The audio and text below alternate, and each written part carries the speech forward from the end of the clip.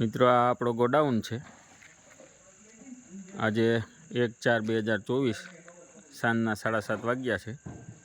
આ આપણી જગ્યા છે। આ કમ્પાઉન્ડ છે બહારનું। આ મેન ગેટ છે ગોડાઉનમાં આવવા માટે।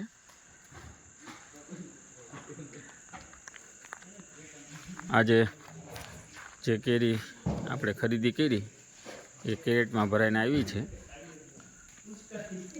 અત્યારે અહીંયા નીચે ઉતરે છે કેરેટ।